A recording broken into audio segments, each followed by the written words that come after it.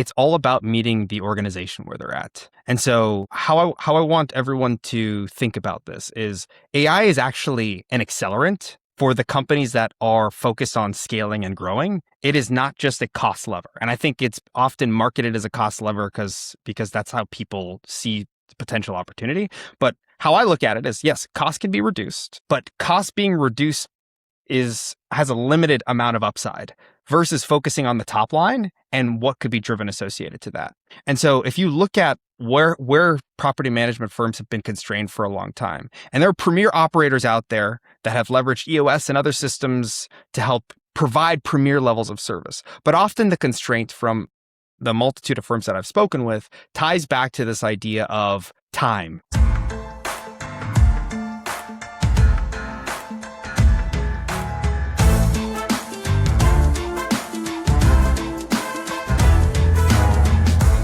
Today on the Unfiltered podcast, we have a very special guest. We have Blake Mohseni with Rising Tide, founder and CEO.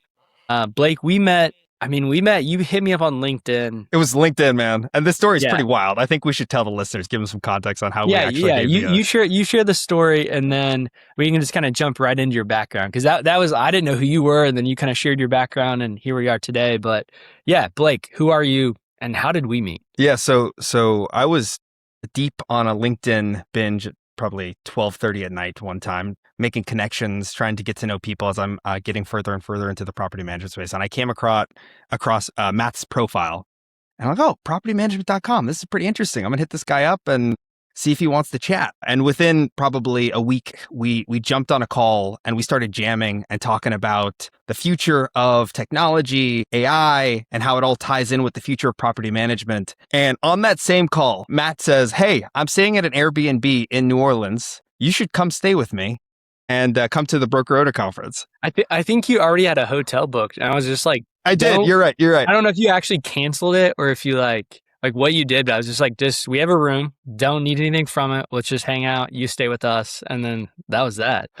It's funny because I told that story to my wife and she's like, not only are you going to stay in a house that you know nothing about, you're also going to stay with a person you know nothing about. She's like, everything we learned growing up, you just have thrown out the window. But I'm like, I trust this guy. He's a good dude. Well, there's that propertymanagement.com sort of credibility coming into play. True. I bet if I was ratemypropertymanager.com, you would have never even sent that. Oh, no chance, man. I wouldn't have reached out. No way. Yeah, it's paying dividends. That's good. Well, let's kind of jump off. So at the time we met, you were just sort of like getting your feet into the property management industry. I think you had some things in motion. You're really just trying to meet people, understand, kind of learn, soak things in. Like, let's use that as the jumping off point. Like, kind of what's your background and kind of what led you up to that point of us meeting, and then we can get into Rising Tide and what you're working on. Yeah, happy to share some context there. For me, it starts at the beginning. So I'm a second generation immigrant to this country. I had the fortune of watching my father and extended family all establish their own businesses and work to scale that throughout their own lives. And in living through that, I saw a lot of friction, is the word that I'll use.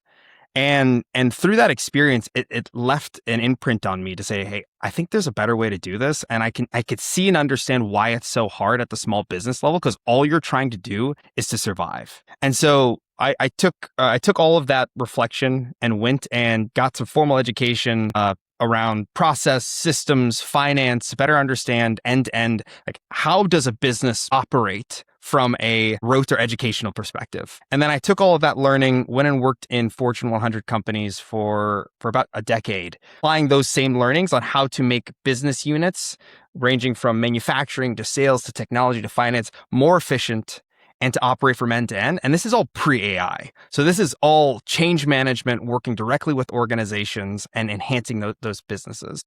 This is when like your brain had to do the work and like exactly. And prep the the sticky notes, man, flip charts. Like I had all the things. We'll have to remember these times because we'll have to explain to our kids like we were pre-AI. We had to do work before AI. So 100%. And so that's so funny. And so I did that for a long time, and I had I coined, and excuse my language here, anybody that's listening. We're unfiltered, drop it. Oh, fair enough. I had my oh shit moment where I used ChatGPT for the first time like three and a half years ago. I was like, oh, this is good. And that realization led me to say, there's something here. We're at the next inflection point of what is going to be happening from a growth perspective in our culture and society. And I need to find a way to live into this.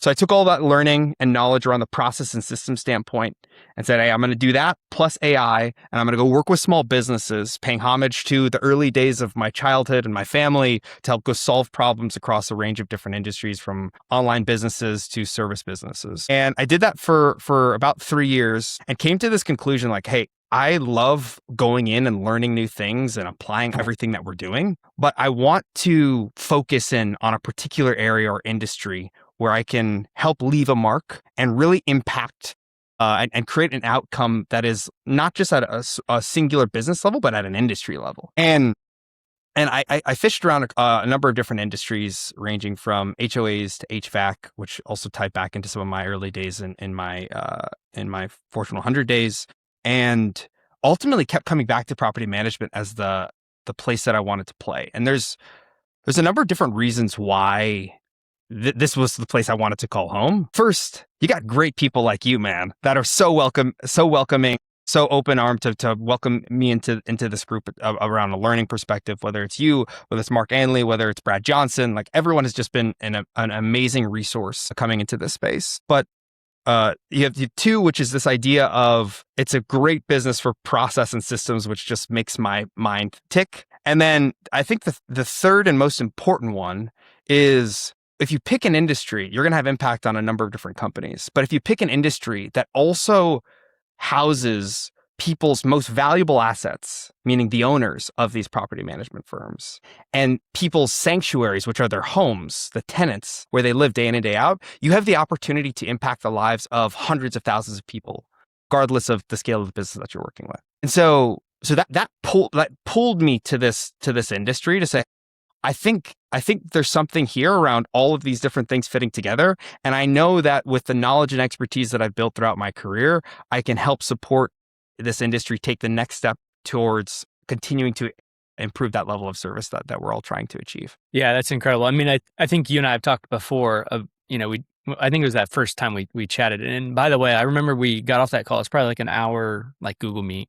And I remember like working down in my basement, actually where I'm shooting the podcast right now. But I went upstairs and I was like, I think I just talked to someone that I somehow downloaded my brain into his brain. Like, we just like agreed and connected on literally everything. And I'm like, I don't know what I'm going to do with that, but I think it led to me just inviting you to New Orleans at our Airbnb we already had booked. But yeah, I always talk about like the industry being, fragmented and standardized. And so, yeah, if you were someone that came from this like process workflow kind of background, and then you discover property management, it's like, whoa, yeah, like this is just a bunch of processes all sort of interconnected. I think a lot of industries are like that, but I think especially so with property management. So, well, with that, like, let's talk about Rising Tide. So what is it that you're working on? And so, I think you were in sort of discovery mode when we met. Like, you didn't know exactly what you were going to do.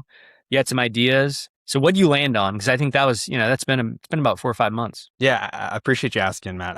As I said earlier in some of my commentary, that I was trying to find the right industry and where I wanted to play. And the deeper I got into property management, the more I realized this is a place that I wanted to make home. And Rising Tide is a federation of property management companies, which I'm sure many of you guys are scratching your head being like, well, what the hell is a federation? So a common term that's thrown around is a roll-up.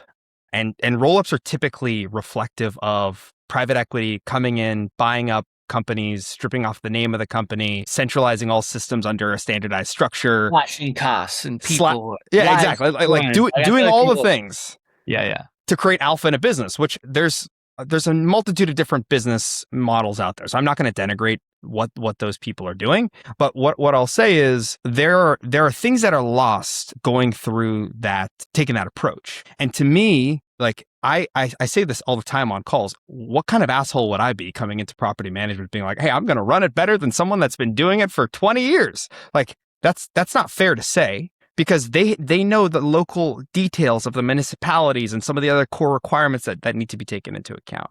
And so what Rising Tide is a federation, which means we invest in the premier property management firms across the Midwest. And those firms, we help grow them, leveraging capital, leveraging technology, and also leveraging strategic relationships such as large-scale institutional books of business. And really what we're offering is an opportunity for those owners to be able to accelerate their growth and have resources to help support them that small business owners typically would not have access to without joining this structure. And so I look at Rising Tide as a federation, meaning the antithesis of a roll-up, which is focused on accelerating that growth of the property management firms that we work with. Yeah, I mean, when you and I talked about this and you'd been developing this concept and really the model, I think that it, like saying antithesis, that I think that's like hitting the nail on the head, because people think, whether it's fair or not, when people hear the word private equity, they think like slashing and cutting and sort of like taking away, right? And so then if federation, I think it's great positioning. It really is coming together to add more. Exactly. And I think that's it. Some people might think like, hey, that just sounds like marketing fluff. But like the way you've talked about this for like literally months and kind of finally landed on the words and the branding, the positioning, like it's everything you've been talking about. And I think, I think it just should open the minds to how people think about their business too. Because I think I told you about the thing I did with the newsletter, having these AI advisory conversations, right? And I mean, even the people that are like early adopters are still in our industry struggling with, okay, you almost get that anxiety. Like, what do I do with this? Like, I know I should be implementing AI, but like, how do I do that? What should I be doing? What am I missing? And all that is like people are sort of grasping at this idea of how to evolve and grow and add to their business. So I'm curious how you're thinking about, like, how's your business thinking about that transition, right? Because I assume when you would go in, maybe acquire a company, let's say in Indianapolis, that's where I'm at. Like, what's that process look like, and how do you approach this adding like the AI and this transition? You don't have to share all the secret sauce, but I'm going to be careful on how much of the sauce that I give out. But what I will say is, it's all about meeting the organization where they're at. And so how I want everyone to think about this is AI is actually an accelerant for the companies that are focused on scaling and growing. It is not just a cost lever. And I think it's often marketed as a cost lever because that's how people see potential opportunity. But how I look at it is, yes, cost can be reduced, but cost being reduced has a limited amount of upside versus focusing on the top line and what could be driven associated to that.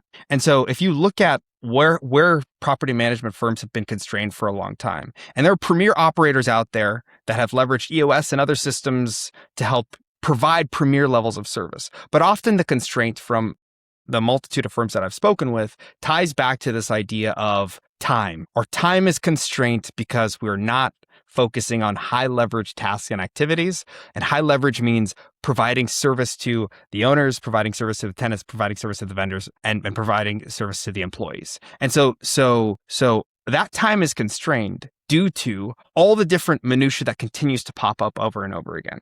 And that's where AI plugs into a firm and an organization. It's to say, hey, let's get you away from the minutiae. Let's solve some of these core problems. And then let's double down on the things that actually accelerate growth, retention, and higher renewal rates across the board, because that's how we compound and continue to grow as an organization. Plus throwing in some other books of business that we help you buy and some of those institutional relationships that come in. And so for us, it's not about coming in and removing the legacy, which is taking the name off the door. There's already an established brand. Who the hell is Rising Tide, and why are they trying to come into the Indianapolis market? Like, if Matt's property management firm has been there for 25 years, you guys are probably well known in the space. So let's stick with that brand.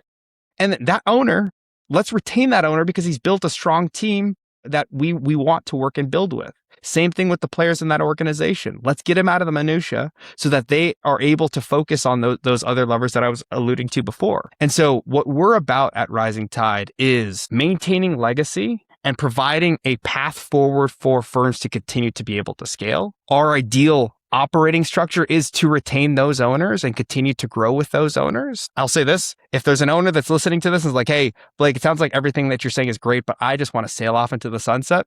Let's still talk. But that being said, our is not just to focus on those businesses where people are sunsetting. It's to work with people that actually want to continue to scale with some accelerants that are going to help them navigate through this new world of AI and technology, as well as this newer standard of service that is being established within the industry. That's great. Let's go through an example. Let's say, because you mentioned the Midwest, so it sounds like, I don't want to put words in your mouth, but it sounds like you're looking right now exclusively in the Midwest for your first acquisition. That is correct. Okay. So what's your favorite city in the Midwest? Would you say Chicago? I mean, I'm a Chicago guy. So yeah, I got to say Chicago. And I know some people are rolling their eyes because this is a relatively litigious city, but I'm all in on Chicago. Yeah, great city. Yeah, litigious for sure. Great city though.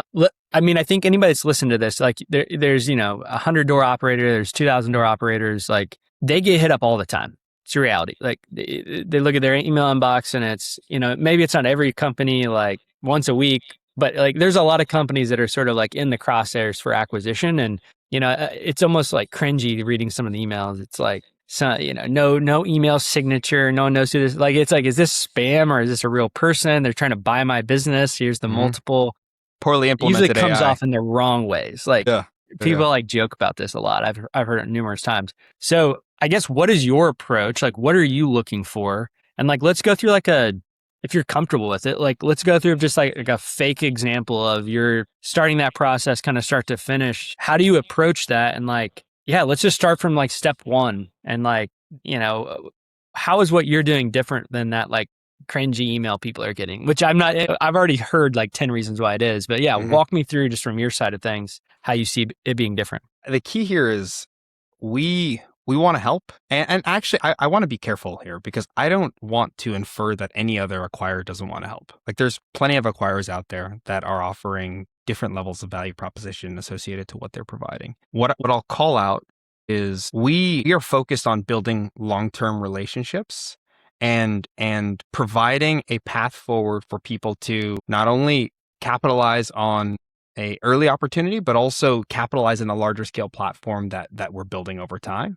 And so it gives that owner the opportunity to actually have two bites of the apple. But to your question on how we're approaching the relationships and the conversations here, we're looking for an organization that has a management team that's in place, that is able to operate with some pre-established systems and is at a scale of at a minimum 500 doors, where the owner is still exposed to some of the day-to-day, but has created enough of a system for that organization to continue to run if they were to go on a vacation for a couple days, a week, or whatever that duration is.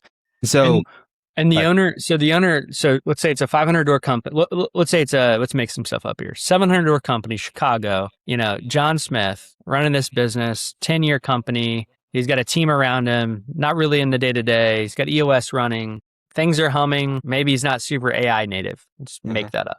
So, which may mean he has, no offense to AppFolio here, but maybe he's just running on AppFolio. He's not really using any of the AI tools in AppFolio. He's maybe using some kind of older school systems for leasing. I'm not here like advocating for self-showings. That's what I would do. But say he's doing self-showings. He sort of has like an in-house maintenance team, working off of Google Sheets for coordination or something. Sure. So that company, if you make an offer to acquire them, if you're open to like talking a little bit about that, I think that'd be interesting. But also like once you agree on a number, like, are you buying John out 100% or are you buying like portion of the company and then they stay on and earn out?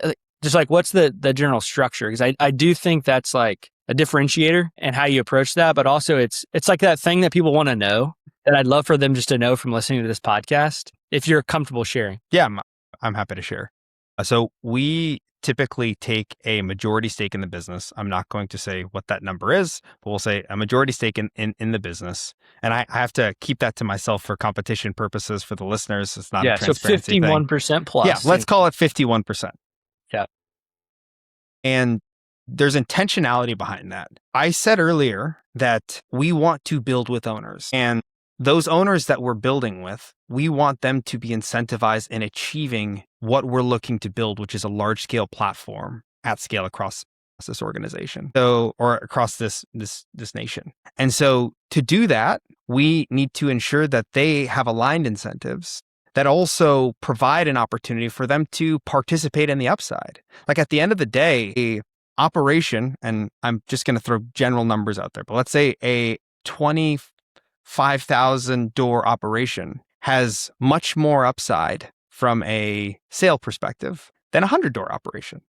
And I don't even need to talk about multiples or any of those type of details. That's not controversial. That's like any industry, any home service. Like I want a $100 million HVAC operation more, compared to a $2 million operation. It's like, it's scale. It's scale. Yeah. And so to your point there, Matt, like what we're focused on doing is we want to do the things that are within our zone of genius. So we were having some conversation at the beginning of this call today, which is like, where is there leverage? Where is there the highest zone of genius? And where can we allocate our time? Me coming in and being like, hey, I'm going to be in the day-to-day operations of a PM firm, and I'm going to be running I don't think that's the best utilization of my core competency and skill set. My core competency and skill set is process, systems, technology, and capital allocation. And so let me play where my zone of genius is. Let me have the PM owners that are rock stars and already doing this well play in their zone of genius. And also let us provide a helping hand on the areas where maybe they've struggled with, that have stopped them from going from 100 doors to 300 doors or 500 doors to 750 doors or 750 to 1500, whatever the number is. Let us help unlock those roadblocks that you're running into. Let us make it so that you get the upside in terms of what we're building together. Let's going back to the name of the company, let's raise the tide and raise all the boats that we're working with. Like that's what it comes down to, and that's what we're trying to achieve. You've got the branding and the positioning down, the raising the tide, rising tide. Dylan always says, "Rising tide lifts all boats." There you go, man. We use that a lot, but yeah, I think what you're doing is really cool. I think it's a unique approach in sort of a crowded, like M&A sort of world. We've sort of, as an industry, went through some phases of M&A sort of getting really hot, and we heard the word roll up a lot, and post-COVID things kind of cooled, and then now it's like the AI boom, and I think it's going to be bigger, than ever. So we've got to talk about the lab. You shared this with me. It's like your site's live. It's anyone can go check out what I mean by the lab. But there's a tab on your site called the lab, and I think this is like pure genius. But instead of me butchering it and trying to explain this, you've got to share a little bit about what this is.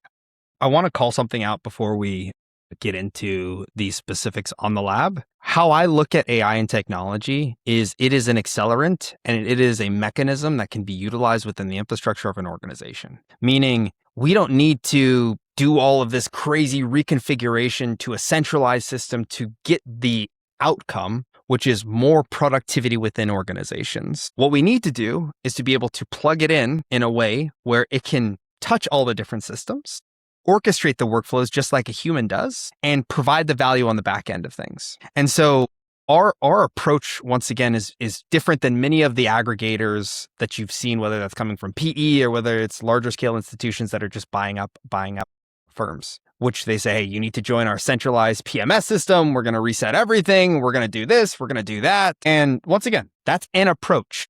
But my belief is there is a lot of unnecessary friction that is created by that as you try to migrate through that transition. And so with what I've done throughout my career and also at my consulting firm is we go in, we analyze all the systems, and we figure out how to plug AI into those systems so that they can operate from end to end more efficiently. And the same is true here for any member that's joining the federation. If you have a stack that's Tenant Turner, Buildium, etc., let's try to configure that. Let's the AI around your leasing process and what you already have in place. Can we make recommendations on things that could enhance based off our experience? Yes, but let's keep the core foundation and the nucleus the same and plug AI into those broader systems. And I know you're going to ask a question, and then I'll give some feedback on what that means for the lab. Yeah. No, I think your point about you referenced like a Buildium, a Tenant Turner, like a lot of companies are going to come in that are doing roll-ups or acquisitions, however you want to phrase it. Like they're going to say, hey, like you said, we got to adopt and transition everything into our stack. That's all like that's, switching property management software, core softwares has got to be, that's its own beast. That's going to create friction. You're going to create churn there. Like vendors are going to be unhappy because they have to get like re-onboarded in new systems. And so it sounds like to me, like that's not necessarily like a requirement. You're optimizing for an additive accelerant approach, which means, hey, if you're running Buildium and Tenant Turner, but we prefer Rentvine or Appfolio and Rent Engine or something. Like if they're hitting the KPIs and their leasing operations humming, it's not very additive to be like, all right, required switch. Like there's no point. Yeah. There's literally no point. And so to what you just called out, it all just stems back to, well, like I made a comment earlier about first principles. Like the goal is to have a efficient business. We're just looking at the P&L and saying, hey, is this operating well from end to end? And if it's not, like, let's have conversations. Let's work together and figure out what that right structure could potentially be, or how can the AI service and provide higher levels of outcomes more effectively. And let's work through that together. And so to your question on what the lab is, you already called this out, and I'm very open about this. We haven't acquired a firm. And so that's something that we're actively in the process of seeking out and looking to bring in. But that said, I don't want to be jumping on podcasts and talking about AI and being like, trust me, I'm Blake, and you should trust all the AI things that I'm saying. It sounds like a YouTube channel name. Trust me, I'm Blake. Maybe I'll spin that up after this podcast. But it's to say, hey, there are firms out there that are trying to navigate and figure out AI implementation. Myself, my engineers, our team, we have the ability to go help solve those problems within property management firms. So let's go help solve those problems within the firms, give them solutions to whatever they're trying to achieve, have results and case studies that we can continue to point back to and say, hey, this is what we can do when we actually help support and lock in with the business, and what it would look like if you were a part of our federation, and do all of it for free. And you're probably looking at being like, okay, hold on, do it all for free. So sidebar, there is everybody and their brother is starting an AI consulting business right now. I mean, I've had to like hit it away with a broomstick, like eat it away. It's like, doing those AI advisory calls, it was so hard. I mean, I actually, I'm helping a couple people because I was just so interested in it. I couldn't resist. But for the most part, like beating it away. It's like, but there's just so much opportunity there. And you're basically saying, hey, we're going to do it for free. Is that like a one-time thing? Like, is that like a promotional period to buy this next business? Or like, how serious is this like free consultative sort of, my head spinning, free? So the lab is all intended to help improve the industry and help showcase what is actually possible leveraging AI and technology. And I know there's some people being like, to your point, anytime someone hears free, there's a high degree of skepticism. Like, I'd be better off saying, just pay me $1. There would probably be a higher level of trust. Well, like on that, my wife and I were driving past, like our daughter just started preschool, and we're like driving past this spot like over and over again because it's on the path towards school or whatever. And they had this like kind of nice like vanity, like bathroom vanity. Like it looked kind of like, I don't know, it could look really nice, and it was like kind of an old style or whatever. Like it was probably a pretty nice vanity, but it was just like a sign that said free, and it's sitting there. It's like raining on it. It's like been there for like over a week.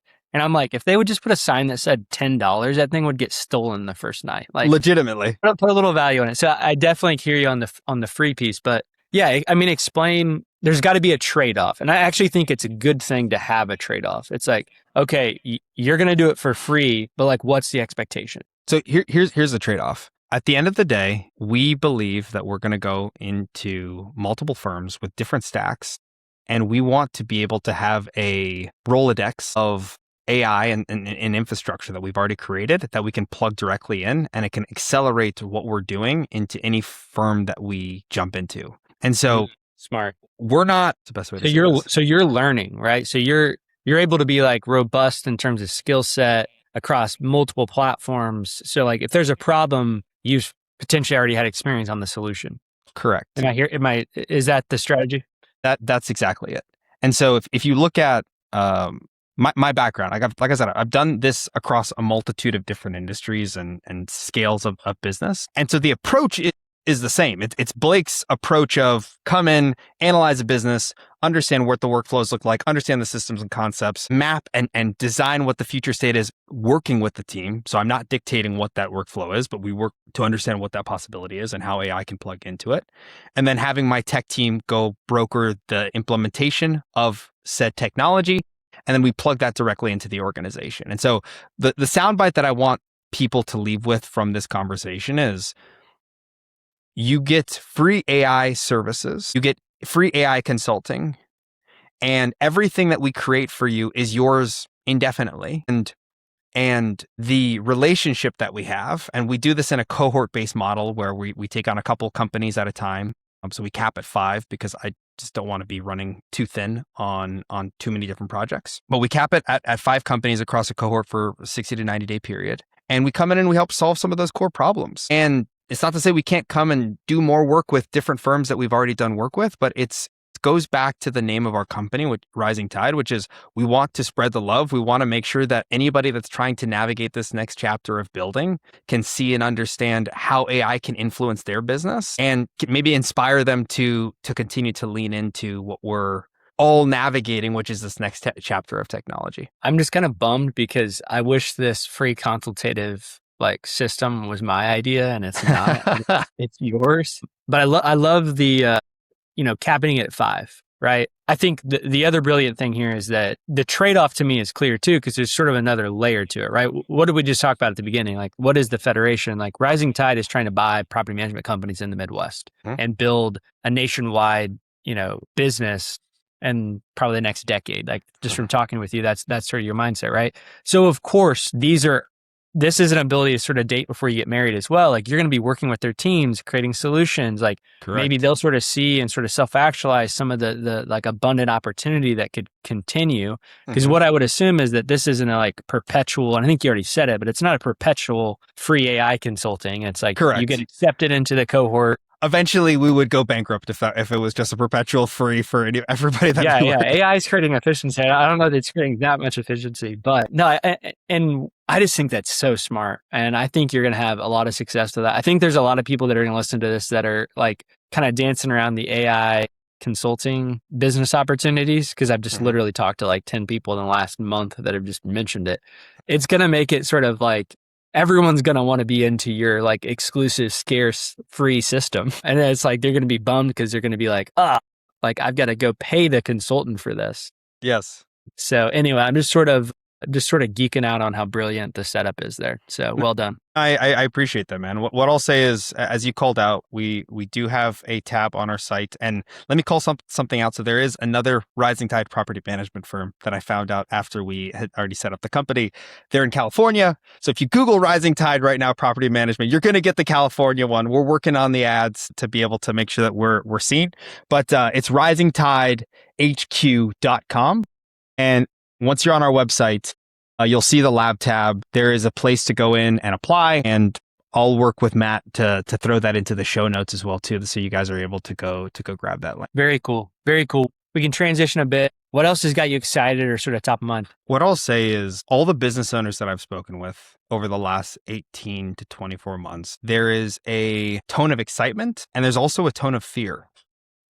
And depending on who you talk to, there's more excitement, more fear. But that's because we're entering into a new chapter where there is a lot of unknown. And what I want to say is, I know that the future is scary when things are uncertain. But if we continue to lean in, if we continue to ask the questions, if we continue to join things like the lab, we're going to get to the other side of this, and we're going to be able to provide that much level of a better experience to each of the customers that we're responsible for supporting. And so if you take anything away from this call, it's not about Rising Tide. It's not about the lab. It's just knowing that I am here as a resource to any member of this industry to provide perspective, to provide support as you're looking to build in this next chapter and in this next world we're looking to build in. For me, it was, I think I was listening to My First Million podcast. I think it was Sam, co-host there. He was talking about how he gets this anxiety related to AI. And he's worth, whatever he's worth. I mean, I think he's worth $50 to $80 million or something like that, somewhere in that zone. So this guy's super successful, right? And he wakes up and he runs a podcast talking to some of the most brilliant people in the world, right?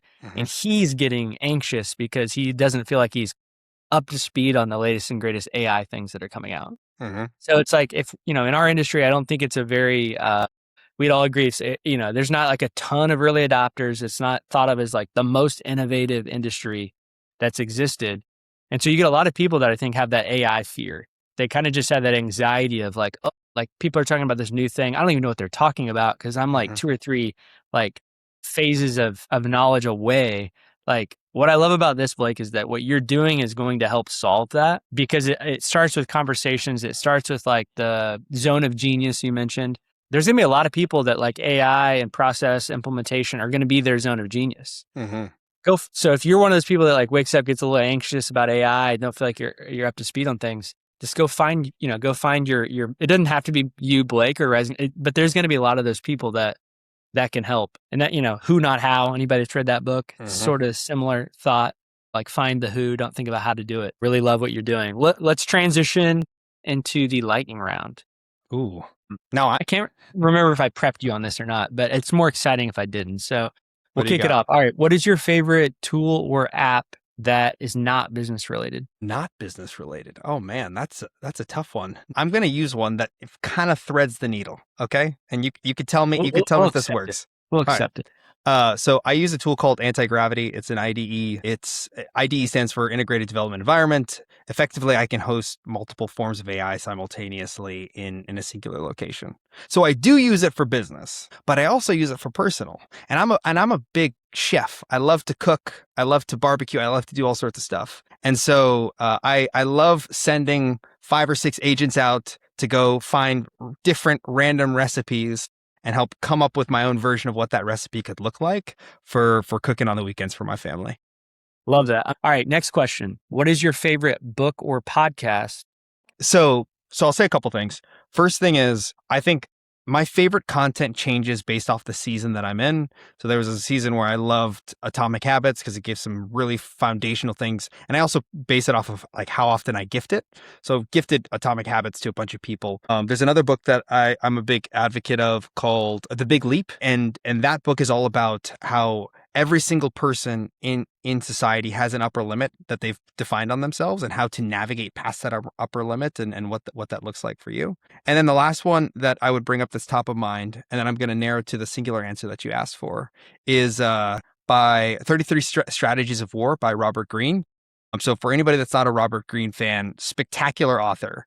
And I would say that this is where it's less business focused. I feel like the first two are a little bit more business heavy, but what Robert Greene does throughout his books, and he's written 48 Laws of Power, some number of laws of human nature. I don't remember what the numbers. He likes numbers. He does. He's a big numbers guy. And so, but what he does is he analyzes all of history, defines the immutable behaviors for certain things, whether it's strategy, whether it's power, whether it's human behavior and nature. And then he ties all of those stories in using historical pieces that exemplify the behavior that has been distilled down. And so it's super interesting if you're a history buff, if you like understanding things via storytelling, and if you like just looking at the immutable truths that exist across human beings throughout history. Love that. Last question. What is one word that you would use to describe the future of property management? Can only be one word. I like how you're putting constraints because I didn't listen to the rules on the last two. Service. And the reason why, can I give a reason why? You can give a reason why if I can say a joke. Tell me the joke. Your second answer was the lightning and thunder of the. Are you a dad? I think you might be. I think you might be a dad. Yeah, I get it. I think I'm also scale a dad. of 1 to 10 dad joke. I would give myself a 7 on that one. I can do better. I would support a 7, maybe a 6.7. But we're close. Yeah. We're close. We'll round out. I say service not because service hasn't existed. There are spectacular operators out there that I've interfaced with that have great client experience. Mark Anley is a great example of that at GC Realty in Chicago. Shout out Mark. He's a rock star. Mark's great, yeah. But what I'll say is I believe that with the technology that's coming, we are going to be able to provide higher levels of service across the whole of the industry and raise the overall benchmark of what the expectation is. And so I think the future is service because that's the outcome of technology, process, systems, all the things that are going to continue to become more commonplace in all different property management firms across the country. Yeah, I couldn't agree more. Service, great word. Because I think that's what we end up, like if we're optimizing for efficiency, AI, I mean, if margins are, it's probably my 3-year-old dropping marbles or someone upstairs. But no, it's what you're optimizing for is the efficiency. And so then it's like, what do you do with your time? Like if your business, you're driving margins up, you're doing like things better, you're providing quality service, like service will, I think, inherently be a human interaction. It has to be. People like the definition will sort of evolve because right now you think service and you think like someone's going to do something. It's going to be very boring, some sort of process. They're going to deliver me something. And it can be mechanical, but it's like sort of a more of a mechanical thought, I guess. I think service will become very human because that's going to be the only way to really differentiate is create those human experiences and kind of raising the bar. I always say like, create the magic moments, but Blake, we could talk for another hour. I mean, we really could. I think to your point, when we first chatted, I think our first call was booked for 30 minutes. We spoke for like an hour and 15 or something. So to your point, we could go all day on this. Yeah. We'll keep the conversation going, but where can people find you? And I guess even more so, like, what's your preferred way they should reach out? How should they reach out to you to have a conversation? So I would literally give my phone number on this call, but I'm just I already have a million spam callers hitting me up every single day. So I'm not going to add for the spam callers that are listening. What I will do is, as I said, risingtidehq.com is our website. There's a contact form on there. If you want to hit me up at my email address, it's just my first name, blake@risingtidehq.com. I'm, like I said, open book, open to any conversation, whether it's just sharing your perspective on the industry, wanting to get perspective on AI or anything else along those lines. And just looking forward to continuing to build relationships with people in the space. And Matt and the rest of your team, it's been a joy getting to know you guys and excited to continue to build a relationship. Love it, Blake. Well, appreciate it. And many more conversations to come. Thanks for your time, man. Cheers.